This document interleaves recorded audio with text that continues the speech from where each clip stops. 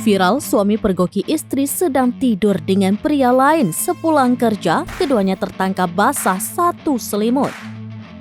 Dalam video singkat yang diunggah Instagram @viralsekali pada Rabu 8 November 2023, terlihat awalnya sang suami pulang dari kerja. Sesampainya di rumah, dilihatnya ada pria lain satu selimut bersama istrinya. Pria yang diduga menjadi orang ketiga itu terlihat bertelanjang dada sambil memeluk istrinya. Naik pitam melihat pemandangan yang demikian, sang suami merekam keduanya lalu bertanya. Kemudian dia menanyakan sudah berapa kali pria tersebut berhubungan dengan istrinya selama ini. Sejak video ini diunggah sudah disukai 10.000 lebih dan dikomentari hampir 2.000 warganet.